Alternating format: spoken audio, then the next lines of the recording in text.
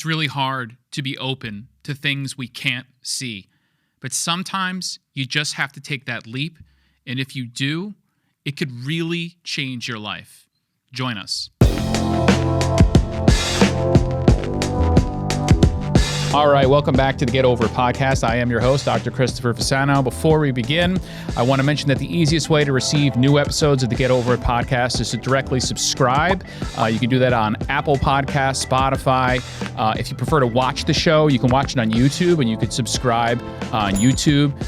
Make sure, if you really enjoy the show, make sure you tell a friend and leave us a review, a 5-star review. It'll really help the show move up in the ranks so more people can find this show and we can help each other get over it. Okay, so let's get on to our show today. Our guest today is Christine Seebold, a psychic medium. Now, I've always been fascinated with this and this world of mediums. And for those that have listened to the show previously, on a previous episode, I told a story about my encounter with a medium and how that encounter really had a serious, profound impact on my life. As a man of science who never believed in any of this, that encounter really threw me into a different direction and is really, I think about that to this day. So I'm really excited for the conversation. I want to welcome Christine to the show. So welcome aboard. Thank you. Thank you for having me. No problem. I'm excited to talk to you. All right. So let's start with who you are. Let's give a little background. So why don't you introduce yourself to the audience, to, a little bit about where you're from, and tell us a little bit about what you do and this world of psychic medium, what it is, what it means, and what you do. Okay. So my name is Christine Seebold / Walrath, because I got married in July. Congratulations, right now, by the way. Thank you. And right now I live outside of Saratoga Springs. Okay. I have a store in Clifton Park called the Mind Body Spirit Center where I do my readings out of, but it's also a holistic store. So we sell crystals and things like that, things that can help people in the store, especially to get through like the tough times that we have going on right now. This started for me when I was 2 years old. 2 years old? Really? 2 years old. 2 years old. I used to talk to people that weren't there. If I didn't have my grandmother, I don't know what I would have done, because she believed me. And I told her things that there's no way I would have known them. Her about an accident that happened outside our house as just before the truck and the car collided together. And I was up on the couch. Yeah. I said, see, I was like, 2.5. See the truck, see the car, boom. And the truck slid, hit the car, and the car shot off into off the road. And my grandmother's like, get out of the window. So, but did you, now looking back, sorry, I mean, I know you got more to tell That's there. okay. Looking back on that, do you, in other words, you didn't know then, right? You probably didn't put 2 and 2 together that you sort of had a predictive where there was something, no, right? So no, you just kept having those experiences. No. Also, I want to just throw this out there as a parent. I have a 9-year-old.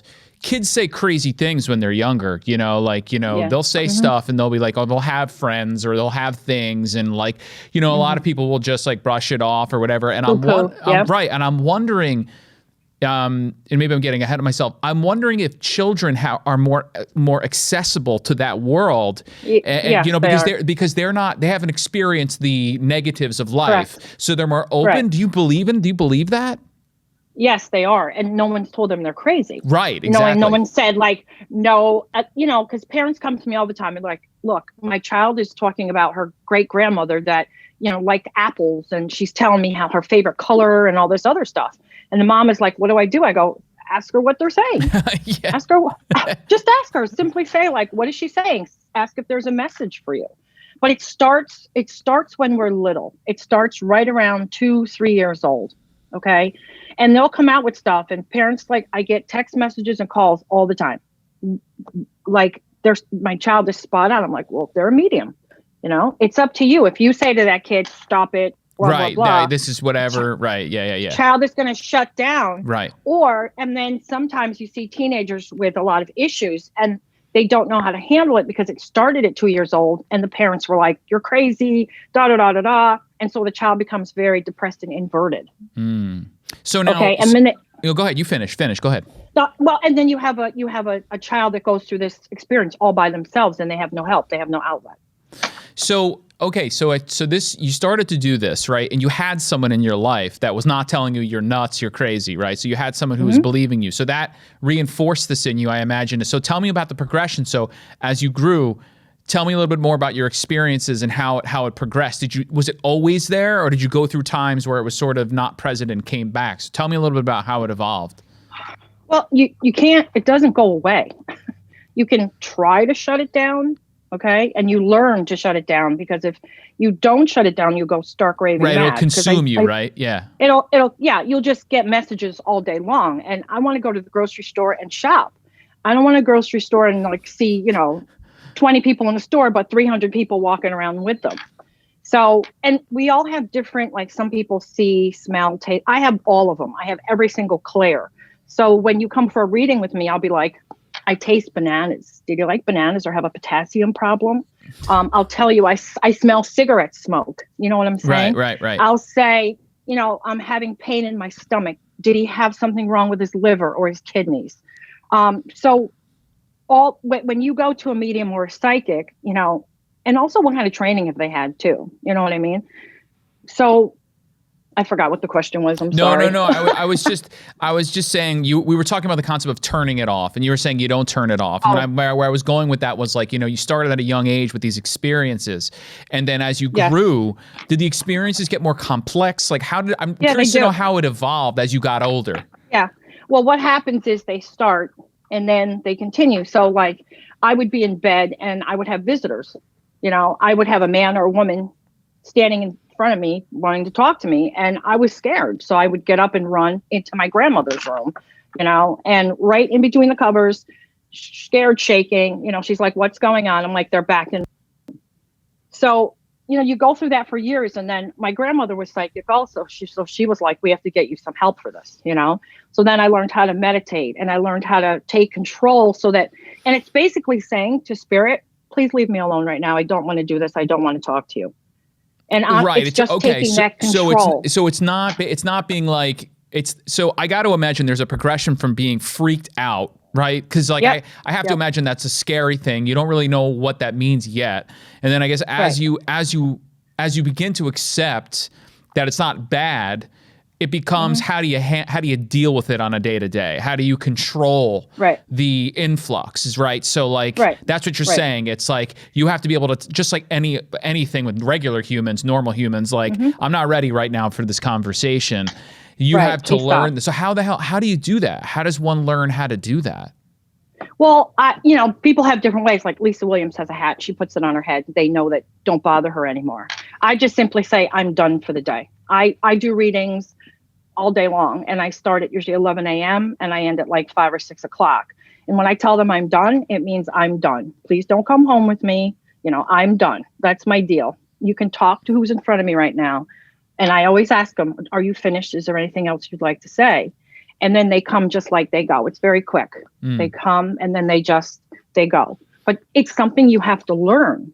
And for somebody who's walking around with this gift and they can't tell them to go away, it's terrible. Yeah, I imagine it's got to be awful. It's got to be so consuming. And I imagine like it just it takes over your life. How could you, right? Because I got to imagine also if you can channel that ability and that energy, if I'm a spirit or in that game and I know there's a way in, I'm probably going to try to funnel it all the time, right? So like, yes, correct. You have to have a way to so you're talking about training.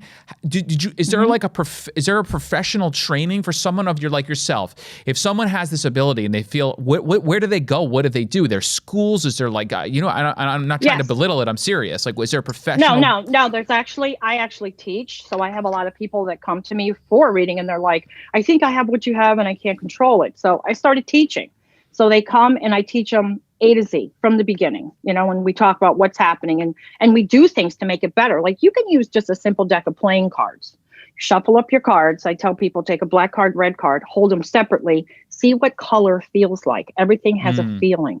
Okay. And then you practice. You take a card, you turn it upside down, and then you start by guessing just the color. Then you go for, is it red or black? And then you do the suit. And when you get really good, you could do it. You can do it. You're gonna start off 80% wrong, 20% right. When you're done, you'll be at like 70 or 80% right and 20% wrong. It's just like playing the flute or an instrument. You have to use it and practice. But yes, hang on one second. Lisa Williams is a fantastic teacher. John Holland is a fantastic teacher. They have classes, and I have classes, and you sign up for the class, and that's how you learn. You have to learn how to do this properly. Do you think that there's something unique about you or others like that you have taught or seen that have this ability, or it's not about the individual as so much it's about their willingness to be open? Like, I've always wondered that. Like, can anybody be open to a spirit or to energies outside, or does it take a certain being or a certain mind state that might be genetic or possibly individualistic? Where's your stance on that, and what do you think? Well, some people say you're born with it. I think everybody's born with this. Everybody has this. It's a matter of, do you tap into it? Do you tap into it? And some of us are just, it's overwhelmingly there. It's overwhelmingly there, So I think everybody's born with it. Right. I think some people can advance it. And then I have people that come in class and they're like closed off, or they don't want to talk to them. And it's like, then why are you here? Because you're trying to open that part of yourself. But everybody's born with this. It's a matter of if you choose to do it or not. And I got to imagine too, like what we were talking about, it depends on the environment you were raised in or brought up in. I mean, if you were in an environment that was more open, conducive to you, allowing you to say these things and not be made to feel like you're nuts or crazy, then you're probably going to be able to propagate and continue to grow that, right? So I think there's like you said, I like to believe, I never was a person as a scientist trained. I never was a person to believe in any of this. And then, I had a death in the family, a really tragic death. And so when my wife's mother died suddenly, and so you start looking for answers.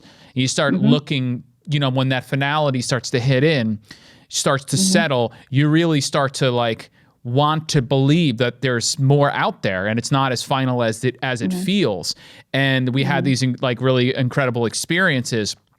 And it shifted me, and I started to think to myself, as someone who pretends to be a smart person, for me to believe that this is all there is, anything that I'm seeing is the only thing that exists, is crazy to actually think that way. It's actually, in my opinion, I don't know what's out there, and I'm not going to begin to pretend like I know, but for me to suggest that the only thing that exists are the things that I see.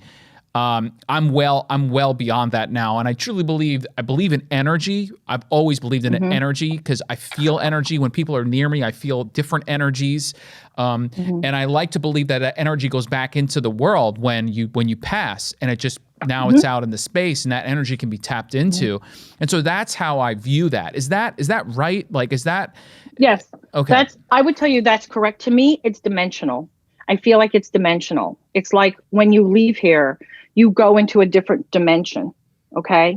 And then what happens is they can go back and forth, and some of them are good at it. Some of them can move things around we've seen spoons move and things fly across the room, and some of them are good at manipulating things. And then some of them will just maybe give you a cardinal or something so that or you might hear your name called like in the middle of the night, and you're like, oh my gosh, what, you know what I mean? But you hear it. But to me, it's dimensional. So we can't go over there, but they can come over here. So the word medium means like they vibrate up here, because you're talking about energy, right? Yep. And we're down here. So when I sit with someone, I have to raise myself up here. So I vibrate with them. Okay. So I have to raise myself high enough to vibrate with them to hear them. And then when they're done, I put myself back down, and then they leave. But when they come into a room, I can feel it. And the things that I tell people, there is no way I would know. No way. Absolutely none. Right. Because I tell personal, like Correct. Seriously personal things. That's the thing that blew me away. That's the thing that really turned me into sort of this believer, was that, the story I told was, my wife was grieving, and she told me that she saw her mom upstairs in her house that she grew up in the doorway in a bathroom. And at first I was just like, okay, she's just like trying. And then when we went to the medium at random, she turned to her and said, by the way, your mom wanted me to tell you that was her in the doorway at your mom's, I got the chills. I'm just getting the chills. Like, and I'm like, there is No absolutely no way, because the only person she told was me. And the level of detail there in the house, in the doorway of her, but she said her son's room, and she was in her son's room, old bedroom. Those are three details that even if you were trying to make that up, why the detail would be so stupid for you to throw out there, those sorts of details, right? Because you would get those wrong unless you really knew. And both of us just lost it, because I'm like, wow, that's it. You sealed it for me. No matter what you said before, because I got to imagine you get things wrong, right? Because energies are probably hard to translate all of the time correctly. So there might be some inaccuracies, but when it was right, it was just incredible. Like, I couldn't believe it. Yep. But if I'm reading for somebody now, I'm human. So they're not up there going, let's see if we can trick Chris. They're up there going, I need to get a message, Chris. Right. I need you to get this right. Okay. And so I see movies. I see pictures. I hear things. I smell. I feel. So sometimes they'll tell me something and I'll say out loud, like, I don't understand that. I need you to show me something else. So I might say, what does pink mean? And then the person, and I say, wait, hold on. And I'll say to spirit, I don't understand you. Can you give me something else? And then they might show me their funeral, right? And then she'll show me her lips. And I'm like, did you put pink lipstick on her? She doesn't like pink lipstick. And the person's like, oh my God. Yeah. I was talking to the Undertaker. So that's and how I was you like, connected the pieces together. I see. Yeah. Yeah. And I don't give up. Some people read and they're like, oh, I don't understand. And I'm like, no, we're not doing that. Yeah. I'm going to understand everything this person is saying to me. It's very, very important to me that when you leave, you have spoken to your loved one. It's a lot of responsibility, and you have to take it extremely serious. Well, you have to. I agree with you. I want to talk to you about that in a minute, because because people are coming to in a very vulnerable state. A lot of people really desperate for some things. Yep. So I want to talk about that, but I want to understand, what is the cost to you energetically, emotionally? Like, the picture you painted for me is like, you got to go up there. So I'm imagining you have to expend this energy to sort of receive their energy. Then you're transmitting their energy back into another human who is incredibly emotional, and it could be very draining in that room, in that setting. There's a lot of emotion. Emotions can be draining. So what is that like at the end of the day? Are you just like emotionally wiped? Does it cost you a lot of energy? Talk to me about that. Yeah. Some days worse than other. Some days, like yesterday, was hard for me. I'm usually good. My husband's always like, I don't know how you do it. People cry all day. And I'm like, it's good that they cry. It's good that they get that out. And it's important. You know what I mean? So yesterday was rough. I came home and I was like, and it depends, because I don't just connect with people. People also come with relationship problems and things like that. So I'm like a psychotherapist and a medium all at the same time.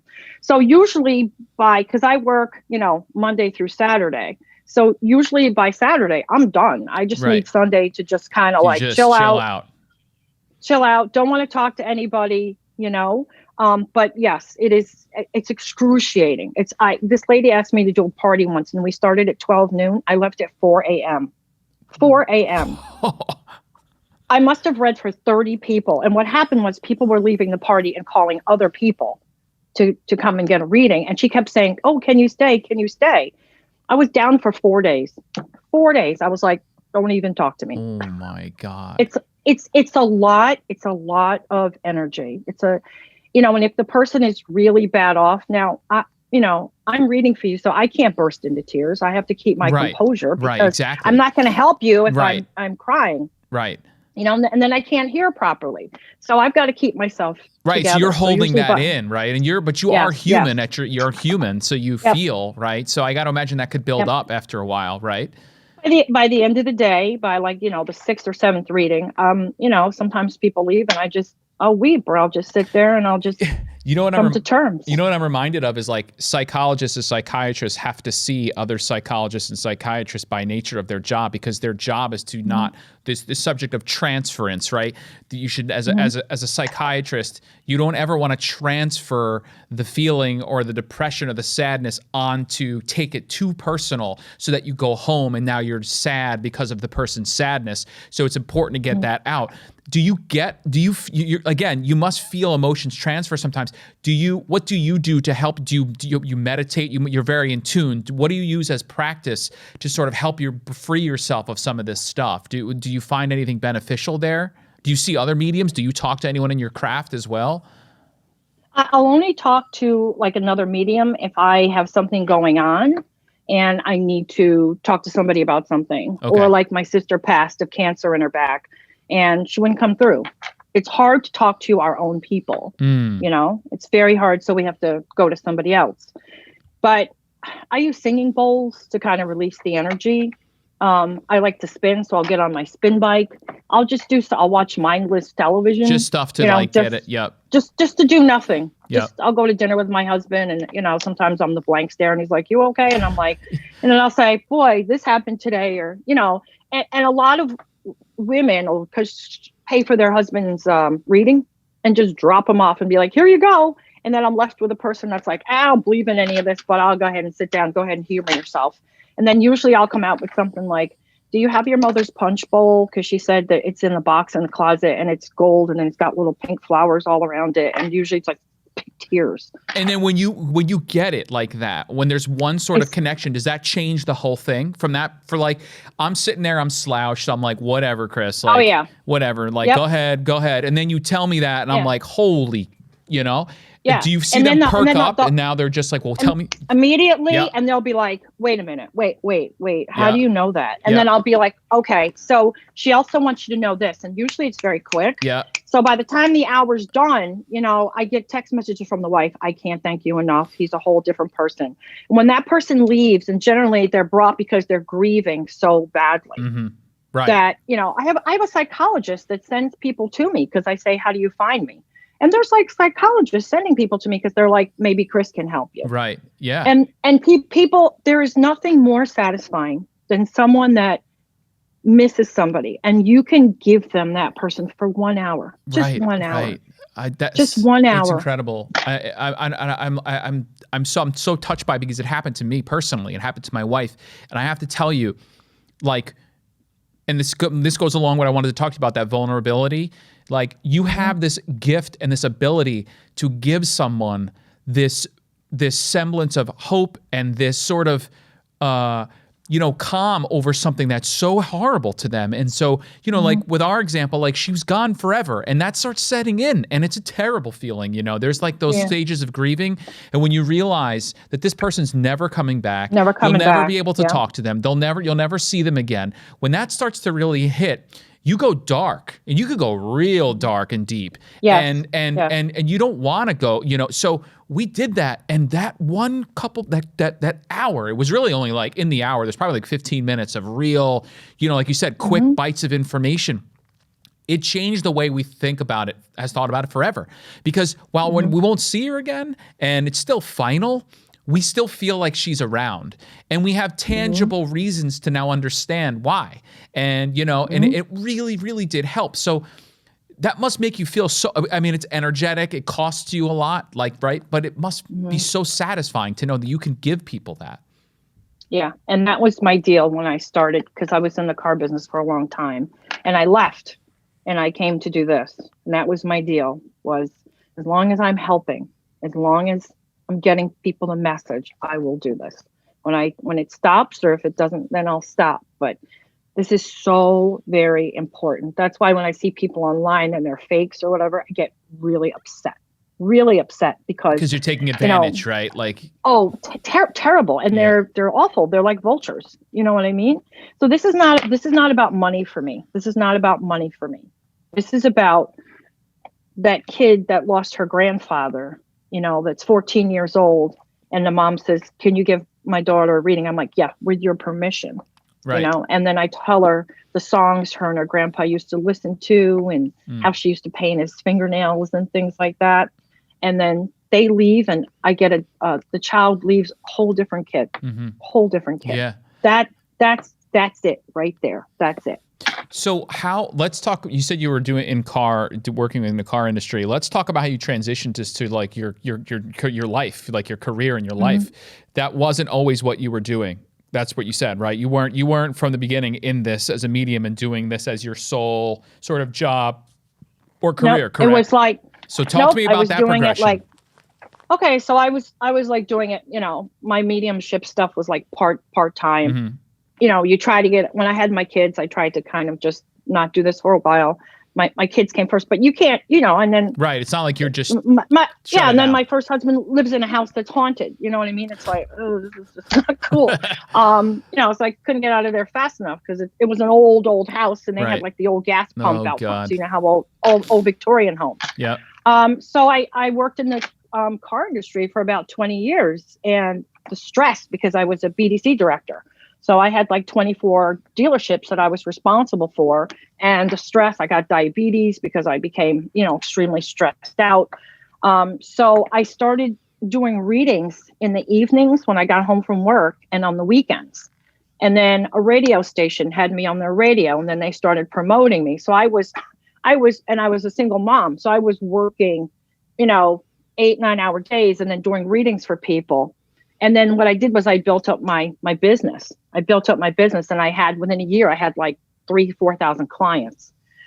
And then something happened at work and I was like, I'm not doing this anymore. Like, I just can't, like, this is going to kill me. And I'm a very moralistic person.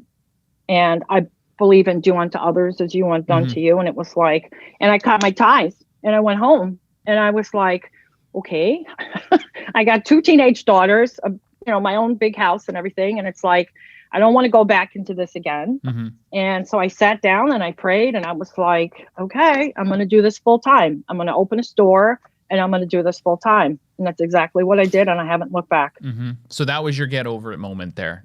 That was my serious get over it moment. I feel that there's a lot of times with those sort of moments, especially in career, you sort of know in your heart, where I'm at, this isn't for me, but it's hard in your head in practice to make that decision. And then typically when I talk to people, there is like this event and something that happens that is the final push and it gets them out the door. And in your case, that was it. Like you said, you did it. This is like an entrepreneurial lesson. I feel like for me, for a lot of people too, is that people always say, I have this passion and I really want to do this, but I have this 9-to-5 that I don't really like. What do I do? Yeah. And what I always say to them is keep doing it. Do it at night, a few hours, keep it going. You don't have to just bail on what you're doing right away. You do it, you build it, and then you get it to a point where you're comfortable and ready, and then you go. And that sounds like exactly, you knew you had a talent, you knew you had a gift, you were doing it at night or as,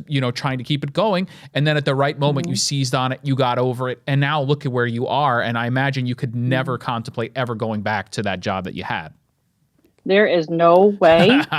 No way I would ever. I make more doing this. Yep. But I and get you make something more at the personally end of the too, day. right? It's more rewarding too. Yes. I'm not screaming at people because they're not showing up to work or not doing what they're supposed to do. Right. And like it's every day. It doesn't stop. You know what I mean? Yeah. So I built the team up, and when I left them with a team that was making a lot of money for them. Yeah. But I was just like, I was losing myself. Right. I was losing myself and I wasn't being true to myself. And I had worked on building I came out with my own deck of tarot cards. I did everything at night and on the weekends. And then I had to, do stuff with my teenage daughters too. And any, sports or whatever they were doing. But it was like, okay, I'm going to cram everything into like 1 year. I'm going to be just overwhelmed for 1 year. And then the payoff came. Yep. It's interesting, like you have this gift where you provide something of value to a person, and that is reciprocal, and it gives you that feeling of reward. And you were doing something like you said in that job, that 9-to-5 or whatever, and it wasn't rewarding to you at all. And you had this gift, and it was just sitting there. But however long it took or whatever the journey was, you got to where you are now, and that is leveraging the gift so that you can help other people get through really dark times. And like nowadays, especially now, it's been so dark. I want to ask you, through this whole crap these past 2.5 years, Have more people come to you? Like what has that been like? As you see, have you seen a shift? Has it been steady? Has it been different? It's I'm usually booked out for like a couple of months. It's been like that for like the past 5 years of my life. But what I saw a lot of was drug overdoses and suicide. Mm-hmm. I saw a lot of moms, a lot of families come in, and they lost people to. I saw a lot of it, like a lot of addiction problems. Yeah, you have no idea. Yeah. Yeah. You have no idea. And nurses during the beginning of the pandemic were, getting readings because they're like, I don't know how to handle this, and they were telling me what was really going on. And so I had a lot of that on my shoulders to where I got a little bit of anxiety because I know you're empathic. I know you are. That's why when you get close to people, you feel them because you're an empath. So I'm super empathic. So I was taking it all in, and I had to kind of like, okay, well, I'm going to take a couple months off from this. And I didn't do anything for a couple months during the pandemic. Really? Because it got you. Because it really, you felt it. Yeah. Yeah.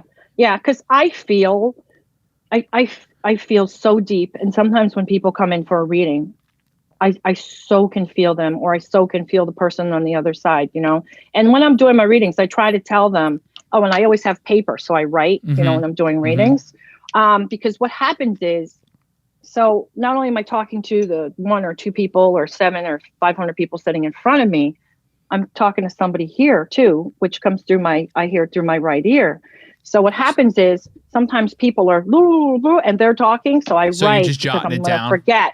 Yeah, because I'm hearing, and they're like, wait a second, don't forget to tell her, oh yeah, she had the wedding ring turned into something, and don't forget to da-da-da. So here I am feverishly writing on a paper, waiting for that person to finish, but still have to pay attention to that person and be attentive. And then when they're finished, I'm like, okay, hold on for 1 second. And then I go through the whole list, and they're like, yeah. I see, because you can't control the inputs. So you just want to make sure that you're jotting down all I don't want to miss stuff, anything. Right? You don't want to miss anything. Yeah. Yeah, because if they're telling me something, it's important. That's why I'm not a medium that's going to give up. If you come to me and they're trying to tell me something, I'm going to figure it out. I'm not just going to go, oh, I don't understand what they're saying. Right. But so tell me this, how do you then connect that to the individual? So if, let's say there was a group of like 30 people, and now you're getting all these inputs, right? But you don't necessarily know who out in the 30 those inputs are for, right? Because I imagine it's not like name-based. No, it depends. Depends. Sometimes, like if I'm doing a big group reading, I'll walk and I'll walk right up to the person, and I'll be like, your dad's here. Okay. He said you didn't let him have the TV he wanted. And she looked at me, she goes, oh my God, just before he died, we were trying to pick out a flat screen for him, and he wanted this one and I wanted that one. And I go, you got the one you wanted, right? She goes, yep. I go, he's still pissed. So what? And she was like, so you know it because you're in front of them? Like, is that what it is? No, what else? Sometimes they'll tell me, like, go over there. See that girl right there? Right, go over it there. Guides you. And I'll yes. So I'll walk over to them. Or if I have like 7 people sitting in front of me, I might say like, I have a gentleman here, and he says he passed from a drug overdose, and he wears bandanas. Yeah. And he so likes you put the information song. out there, like this is what I'm hearing, this is what I'm seeing, blah blah blah. Okay, yes. All right. And then then the whole family would just like point at one person. They're like it's her, it's him. Yeah. That's wild. Yeah. So So you have to learn how they work. Each soul works differently. So you have to kind of ask them like, okay, you're going to show me pictures? Are we doing movies? Are you going to show me stuff? Like people that talk in different languages. Okay. So if your grandmother was from Italy and she didn't know any English, she's going to show me pictures. So I'm going to see pictures, and that's how I'm going to communicate with her. And I might say like, she speaks Italian, so this is not going to be that easy because she doesn't know any English. And the person goes, yep. And I'm like, okay. So, and sometimes I'll go, let's go back to your childhood. It was funny. I was doing this event this one time, and the lady was a total non-believer, right? Total. And my husband I could see him cracking up. And she was like, I'm like, your dad is here. And she was like, yes, he is on the other side. And I said, did he have a convertible? And did you guys used to go to like this place? And I even told her like what the stools look like. And they used to go there for ice cream. And I even told her what the bowls and everything and her favorite flavor. And I go, is that correct? And she went, yeah. I mean, she just her face just, and now I'm going back to her childhood because this woman's in her 50s. So I'm talking about when she's 6 years old. And I told her, you're 6 years old.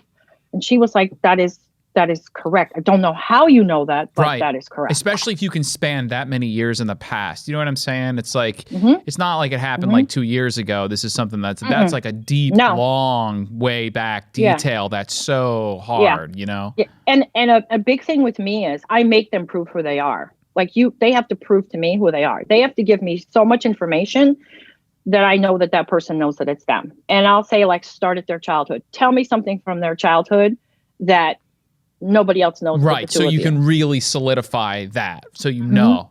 Yeah, that's nice. That's good. That's important, right? Because some things can be, like, I've always heard people like, oh man, they're going to find things that are just so sort of generalized that it could pertain to anybody. And I always said, I'm like, that'd be impossible as a business model because it would be obvious. Like, I mean, and then I went and I had this incredible level of detail. And that's when I was just like, there's just no way. Like, I mean, come on. Like we could debate all day long on things, but there's no debate and there's no argument about what we were told about what happened in a very private situation. There's just zero way that a person could ever know that without having to take a wild, random 3 guesses in a row, and the odds of that hitting, there's just no way. And you would put yourself out there to look like such a phony if all of those details were wrong. So that really changed it for me. It was the detail.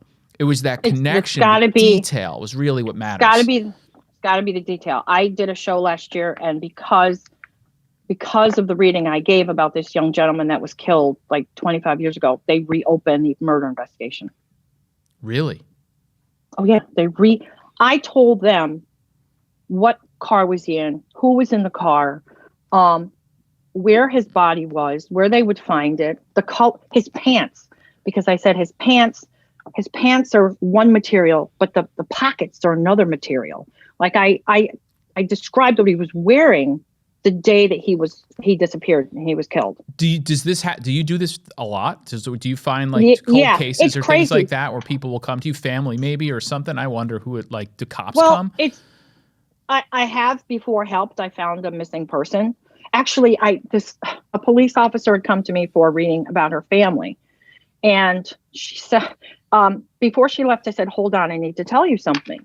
And I said, there's a lady that's going to go missing. I said, she's going to go missing in like a couple months, but you're going to find her. And I said, she's going to be really close to her house and she's going to be in a field.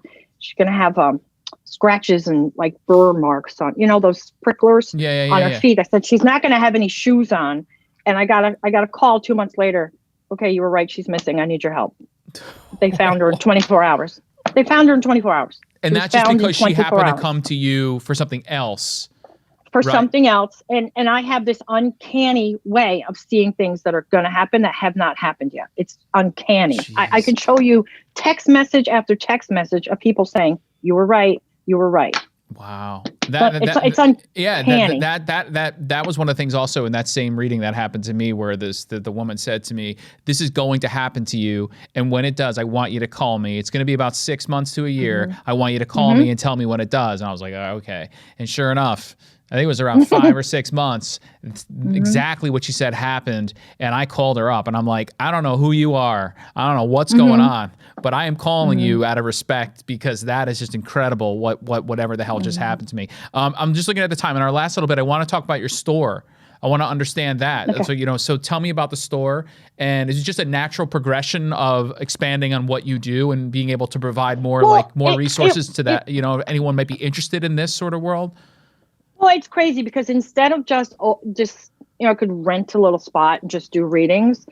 I was like, Clifton Park doesn't have a store where you can just go buy candles and, you can get crystals and you can buy some jewelry and, you can get incense and things like that. So I opened this store and people love it, and we have a lot of teenagers because teenagers are really getting into this now. And they come in and I have one girl every week. She comes in, she buys like 10 different crystals. She just comes in and buys crystals once a week. And the joy that it brings them, and I keep my prices super low to where stores around have kind of had to lower theirs because I'm kind of like, the crystal should only cost the consumer $26, not $110.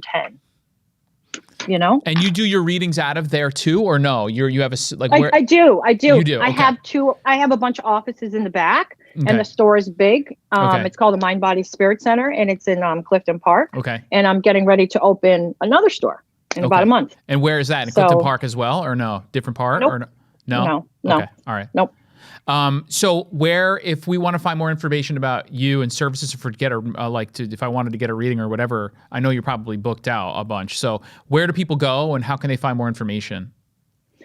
You can go to Intuitive Medium Christine with a CH .com, intuitivemediumchristine.com, and you can book your appointment online. Because now I've had people have to put a deposit down, but you can book your appointment right there. And you can pick your date and your time and everything right there. So I would say to everybody out there who's listening to this that is still in this camp of this is all BS and this is all crap, I would urge you all to give it a shot, because I was that guy times 10. You know, like I would laugh at this concept, and I was completely redeemed. I was completely turned around, and not only was I turned around, but I'm telling you right now, you could probably feel it. It genuinely changed me. And that's not to be taken lightly, because I am a tough cookie to change. I'm very stubborn. And that 1 hour is something I will never forget. It completely altered me. So if anyone is out there, I urge you, just try it, give it a shot. You really have nothing to lose. We spend money on a lot of things. Why not put something towards, something that can make you feel good, or like just give you a little hope or a little something? Because right now, man, you need a little bit. We need something to look for. So, thank you so much, Christine, for doing this. You're very welcome. Thank you for your time. All of the stuff the link to your website, we'll put it in the show notes for everyone listening.